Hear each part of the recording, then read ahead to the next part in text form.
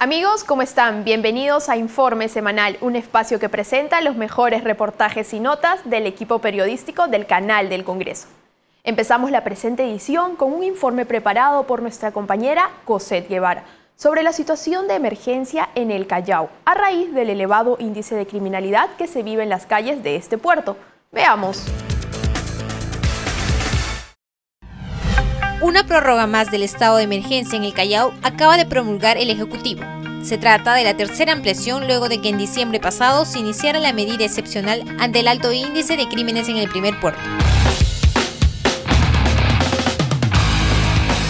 El 5 de diciembre del 2015 se instauró el estado de emergencia y su primera prórroga fue el 16 de enero. De igual forma, el 2 de marzo el gobierno decidió extender por segunda vez la medida cuyo vencimiento era el 16 de abril. En todo el periodo de emergencia en el Callao, 3.200 policías custodiaron las calles. La pregunta es, ¿ha funcionado el estado de emergencia? ¿Se han reducido los índices de criminalidad en el Callao? Según cifras de la misma policía, 30 son las personas asesinadas durante todo el estado de emergencia en el vecino puerto. La más reciente víctima es un joven de 22 años, ultimado de 2 balazos hace unos días en el barrio de Castilla.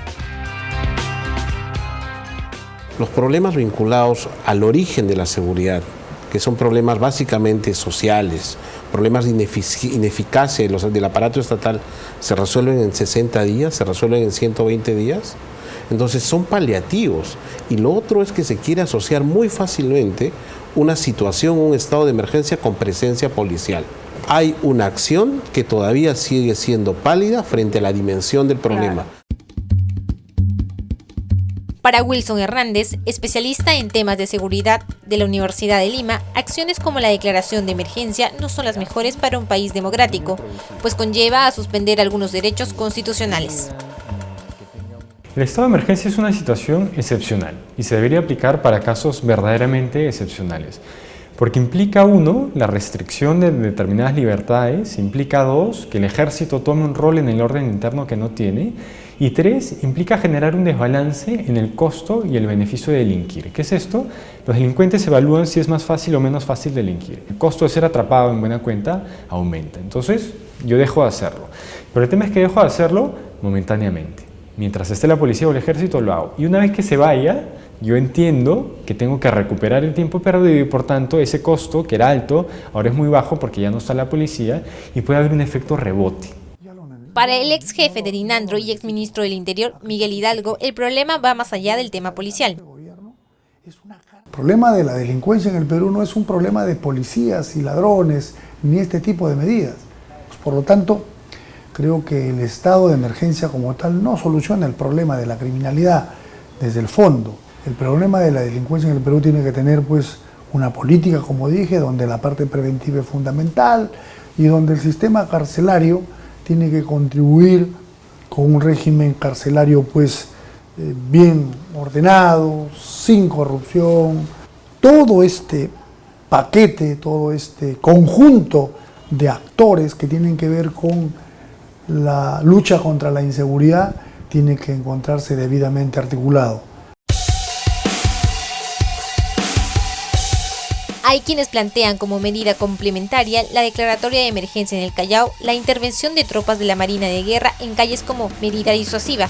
Para devolver la tranquilidad de los ciudadanos, los expertos en la materia recomiendan que debe existir un plan integral, concordante entre las instituciones responsables de la seguridad ciudadana, en las que se debe incluir recursos, compromisos, mecanismos de coordinación óptimos, para que no ocurran los desencuentros y contradicciones entre policías, fiscalía y poder judicial. Renzo Reyardo, presidente de la Comisión de Seguridad Ciudadana del Congreso de la República, nos habla sobre el tema. Tiene que ir acompañado de planes a corto plazo que el gobierno central ha debido de implementar desde hace varios años y que no lo ha hecho, y esperemos que el gobierno entrante lo haga y lo ejecute. Y estas disposiciones como declarar en estado de emergencia la seguridad o determinar que los militares salgan a la calle a través de un decreto legislativo que lo contempla, que es el 1095, sin necesidad de incursionar en el estado de emergencia, o determinar que la seguridad ciudadana debe declararse en situación de emergencia para exonerar procesos engorrosos que tiene el Estado y poder comprar rápidamente, pues es un paquete de medidas. Y estas se tienen que dar desde el foro competente, desde mi punto de vista, que es el CONASEC, el Consejo Nacional de Seguridad Ciudadana, que debería de ser presidido nuevamente, y espero que lo haga quien asuma funciones como gobernante del país, a partir del 28 de julio del año 2016, que presida el CONASEC y que desde el CONASEC se tomen este tipo de disposiciones que apunten en primer término al corto plazo para recuperar la situación de descontrol que vive el Perú.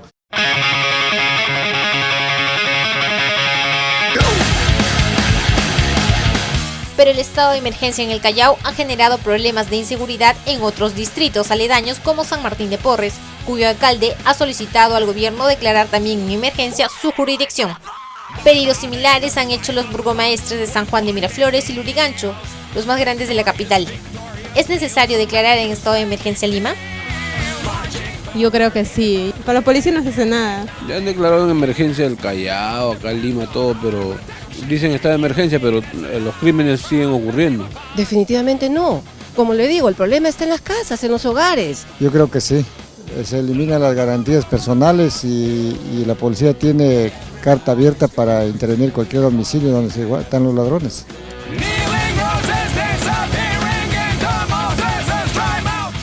Dentro de las alternativas de solución para mejorar la seguridad ciudadana en nuestro país, según los expertos, es hacer, construir y elaborar una política de prevención con participación del Estado.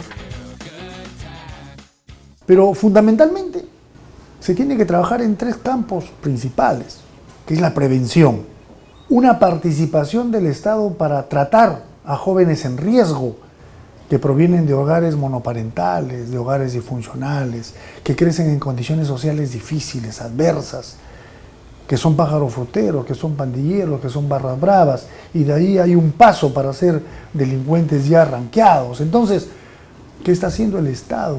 Hoy por hoy a estos jóvenes se los captura, se los lleva a las cárceles, vuelven a salir y vuelven a delinquir. Y estamos en ese círculo vicioso. Las políticas tienen una particularidad, que van más allá de los periodos de gobierno, que tienen que ser continuadas. Si bien se han implementado normas para combatir este flagelo, como el de la flagrancia y recompensas para quienes denuncien el paradero de delincuentes, cabecillas y uso de armas no letales para los serenos, y el aumento y endurecimiento de las penas para los delincuentes juveniles, entre otras, esto parece ser insuficiente. Tiene que haber liderazgo político, decisión política. Para hacerlo eso tiene que haber recursos y tiene que haber compromiso con eso. Hemos asistido a un debate de las 2 personas que aspiran a llegar a la presidencia de la República. A mí me hubiese gustado que más allá de hablar de más policías, de más cárceles, de mejorar los sueldos, de mejorar tal o cual cosa, de poner civiles en la administración, que son cosas buenas, pero me hubiese gustado a mí que se presente una política criminal del Estado, donde el acuerdo nacional va a tener que una participación continua y permanente para ir fortaleciendo y actualizando esta política y que nos permita de allí derivar políticas de gobierno.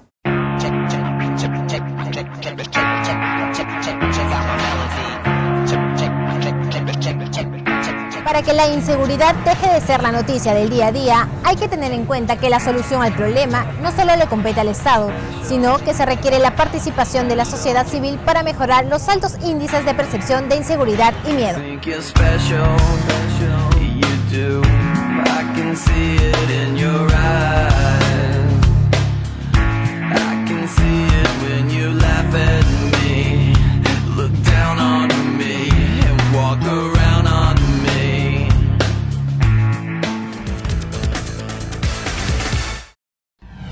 Esperemos que la situación de inseguridad que se vive en el primer puerto del país se reduzca de manera progresiva, con la implementación de estas medidas por el bien de los cientos de familias chalacas. Ahora vamos a hacer una pausa y ya volvemos con más, aquí en Informe Semanal.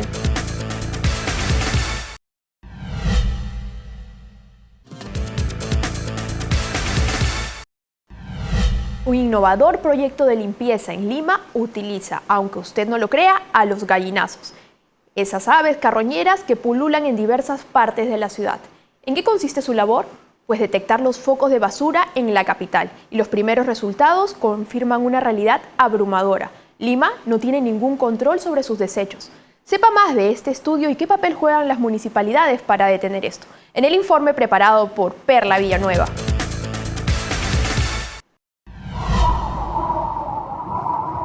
El linaje de los Catarridae, los gallinazos, los que desde siempre limpiamos la basura, aunque nadie nos quiera. A pesar de esto, durante generaciones hemos defendido al hombre de estos enemigos invisibles, armados con nuestros sentidos y un estómago capaz de destruir las más poderosas bacterias. Hemos peleado en silencio, una lucha sin tregua, porque la basura nos está ganando. Y así lo demuestran los primeros resultados de la campaña Gallinazo Avisa. Gracias al sobrevuelo controlado de estas aves, que llevan un GPS instalado, se detectó la aparición de 100 focos infecciosos de basura en Lima, según el Ministerio del Ambiente. Hola humanos, hoy es un bonito día para volar. Bueno, no tan bonito para alguien que ve basura todos los días. A los creativos de la agencia de comunicación FCB Mayo se les ocurrió utilizar el instinto natural de estas aves de rapiña para ubicar las zonas contaminadas en Lima. Investigadores de la Universidad Nacional Mayor de San Marcos hicieron realidad el proyecto. Los equipos, para no incomodar a los gallinazos con sucesivas recapturas, son totalmente autónomos, cuentan con paneles solares y días soleados como hoy, por ejemplo, se recargan completamente e emiten los mensajes. Con los permisos legales, evaluaciones médicas, soporte veterinario y la seguridad de no dañar a los aliados de esta campaña, se entrenó primero a 10 gallinazos y se les colocó los equipos GPS donados por USAID.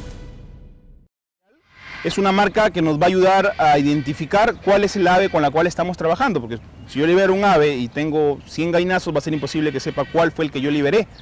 El GPS que se les colocó en la espalda está acá y muchas veces es cubierto por la espalda, no se puede ver. Entonces al tener esta marca patagial y ya con un número, aparte tú ves 10 gallinazos y ves uno que tiene ese color amarillo en el ala, sabes que es el gallinazo que está trabajando en el proyecto. Los gallinazos se desplazan por todo Lima, mostrándonos en tiempo real, en la página web del proyecto, una cruda realidad. No basta con el esfuerzo ciudadano para controlar la basura, transformarla, separarla o reciclarla. La problemática de la basura ya no queda, digamos, circunscrita a que hay mucha basura y entonces hay muchos gallinazos. Y esos muchos gallinazos son potencialmente un peligro. No, ahora hay mucha basura. Los gallinazos nos están avisando, nos convertimos en personas pensantes, preocupadas de ver cómo podemos hallar esta solución sin que ellos sean afectados. Gallinazo Avisa ha tenido una acogida más que positiva. Millones de personas se sumaron a la brigada en tierra, avisando vía chat o redes sociales los puntos de acumulación de basura en Lima y demandando la acción de las autoridades. Nos falta muchísimo, ¿no? Que este es un asunto de vital importancia para darle calidad de vida a las personas, a los vecinos, a los habitantes de la ciudad. Si queremos hablar de un país que quiere ser parte de la OCDE, si queremos ser un país moderno, no solamente basta con que nuestra economía vaya bien, sino que tengamos una ciudad sostenible, que nos dé un espacio tranquilo, cómodo de vivir. Y eso no es definitivamente una ciudad sucia, ¿no? Lima genera más de 7.400 toneladas de basura al día, casi 1 kilo de basura por habitante. Son cifras del Organismo de Evaluación y Fiscalización Ambiental OEFA. Y si las cosas no cambian, se proyecta que para el año 2034 superaremos las 16.000 toneladas diarias de inmundicia. Hay un déficit de infraestructura, y no solamente de infraestructura, sino de capacidades para atender este problema a nivel de los gobiernos locales, ¿no? Según la Ley General de Residuos Sólidos, las municipalidades están obligadas a garantizar la recolección de residuos sólidos no peligrosos ni radioactivos. En Lima, todos los municipios tercerizan el servicio.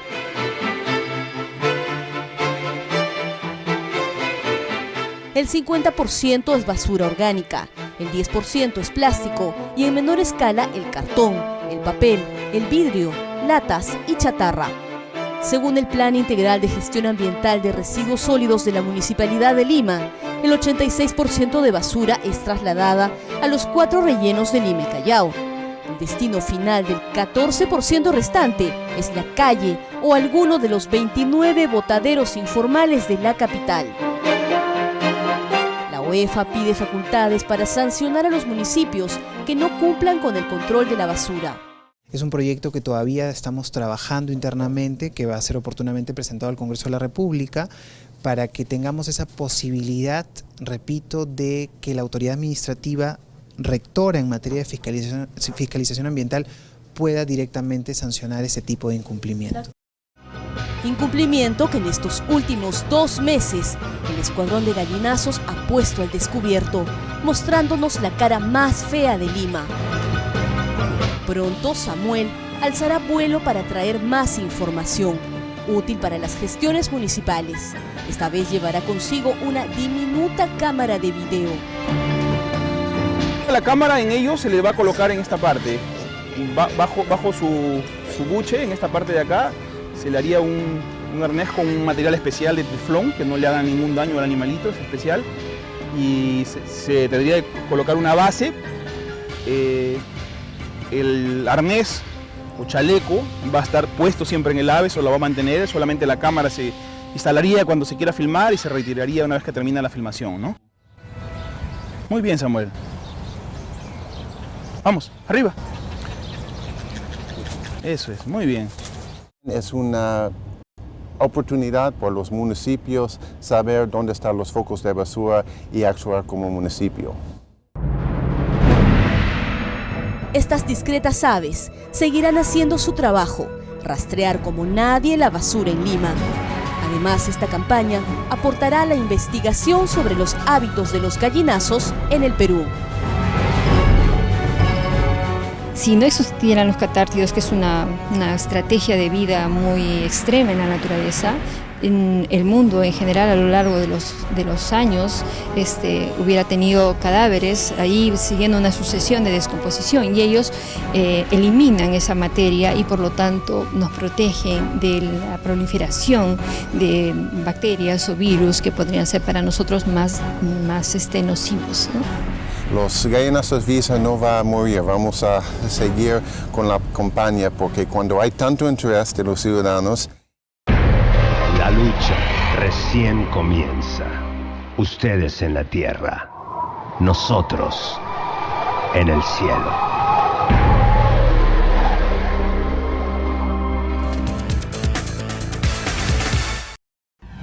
Además de innovador, este interesante proyecto representa un esfuerzo más en apoyo a la limpieza y salubridad de nuestra ciudad, objetivo en que todos los ciudadanos deberíamos colaborar. Hacemos una nueva pausa y regresamos aquí en Informe Semanal.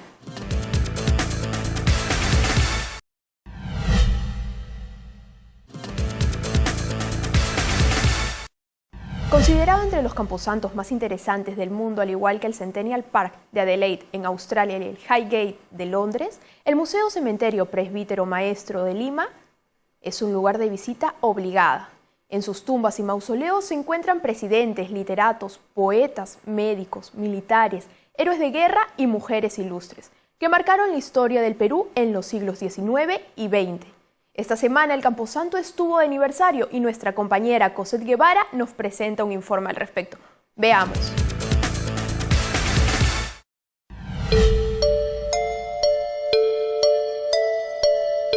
Desde hace 17 años, el viejo cementerio Presbítero Maestro de Barrios Altos es un espacio funerario transformado en espacio cultural. Su valiosa colección de esculturas europeas de los siglos XIX y XX le ha valido ser reconocido como Patrimonio Cultural de la Humanidad. Hacen de él un espacio único, y porque además, en sus 20 hectáreas, yacen unas 220.000 personas desde presidentes, literarios, poetas, médicos, militares, héroes de guerra y mujeres ilustres que marcaron la historia del Perú en 200 años. 208 años después de creado el cementerio, un 9 de junio de 1999, por el Directorio de la Beneficencia de Lima y el Consejo Internacional de Museos, el cementerio fue elevado a la categoría de museo, con el fin de salvaguardar el patrimonio histórico-cultural de Lima Republicana que aquí se encuentra. En 1807, el virrey Fernando de Abascal y Sousa, ante la ola de epidemias que azotaban Lima, mandó construir un cementerio en los extramuros de la ciudad. Y un 31 de mayo de 1808, con el nombre inicial de Cementerio General de Lima, fue inaugurado, convirtiéndose en el primer camposanto de carácter civil en América. Años después, en 1823, tomó el nombre de su creador Matías Maestro, pintor, escultor y arquitecto, convirtiéndose en uno de los 5 monumentales cementerios del mundo, convertido en museo. El Museo Cementerio Presbítero Matías Maestro fue creado en 1808 por el motivo de que antiguamente se enterraban las personas en las famosas catacumbas, pero estas ya se estaban llenando. Durante las misas se sentía la descomposición de los cuerpos y por un tema así de salud se busca un lugar apartado de la ciudad de Lima, a extramuros, fuera de las murallas, a sotavientos, que los vientos se vayan a otro lugar y no a la ciudad. Y es así que se inicia la construcción en 1807 y se le da la misión al presbítero Matías Maestro Alegría, un arquitecto, escultor, pintor, músico, además de ser presbítero, es decir, padre o sacerdote. Él fue el encargado de construir este gran cementerio general de estilo neoclásico. El cementerio fue una representación de la ciudad en pequeño. Las calles y los cuarteles reproducían la organización de Lima y mostraban además la condición social de sus habitantes. La idea de las familias millonarias o ricas no era solo brillar en la vida, sino pasar a la posteridad a través de la belleza de las esculturas y sus mausoleos.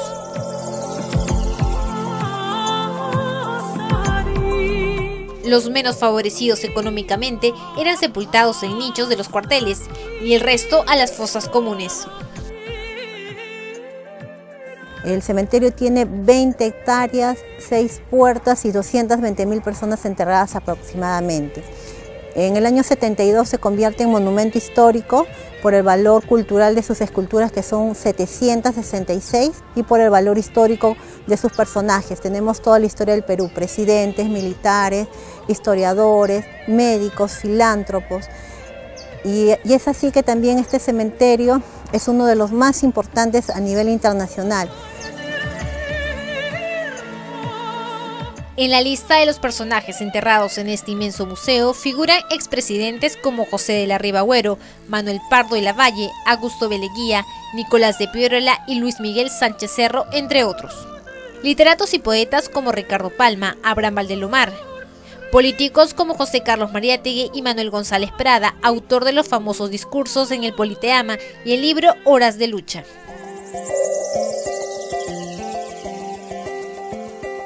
También de otros personajes importantes de la historia del Perú, como Pedro Paulet, cuyo mausoleo tiene la forma de la primera nave diseñada por el científico. Eduardo de Havich, ingeniero polaco, fundador de la Escuela de Ingeniería. Ciro Alegría, cuyo epitafio es muy sentido. Las 3 generaciones de los Prado.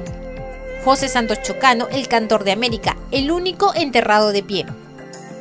El libertador de los negros esclavos y expresidente Ramón Castilla, cuya cripta es la más grande. Este es un cementerio católico, por eso todas las imágenes van a hablar sobre virtudes teologales, cardinales, ángeles, lloronas, cruces, ¿no? Y cuando ya veamos algunos personajes que no tienen ninguna simbología católica es porque ha sido ateo, ¿no? Como en el caso de Manuel González Prada y José Carlos Mariátegui, ¿no? Sin embargo, lo más destacable es la Cripta de los Héroes, creada por la ley en 1906 y que alberga los cuerpos de 295 defensores que lucharon en la guerra con Chile, como Grau, Bolognesi, Alfonso Ugarte y Andrés Avelino Cáceres. Son 295 héroes, en esa relación 2 mujeres, y fue hecha para conmemorar a todos los héroes de la guerra con Chile, pero aquí no se encuentran todos, es en su gran mayoría. Fue hecho durante el gobierno del presidente José Pardo y Barreda, al arquitecto a cargo Emilio Robert, y tiene 3 niveles. Curiosamente, una de las tumbas más visitadas es la de Ricardito, llamado el Niño Milagroso, pues tras su muerte se extendió el rumor que el que pedía un deseo con fe ante su tumba, se lo concedía. Esta costumbre persiste hasta nuestros días.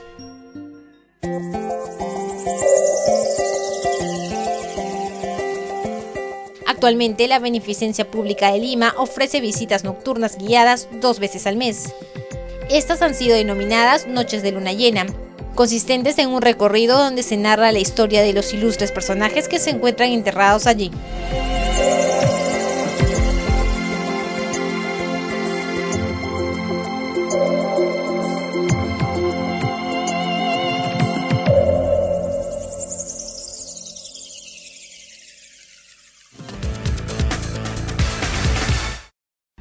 Eso fue todo en esta edición de Informe Semanal. Recuerde que puede sintonizar el programa los sábados a las 12 del mediodía y los domingos a las 6 de la tarde, aquí en el canal del Congreso. Nos vemos la próxima semana.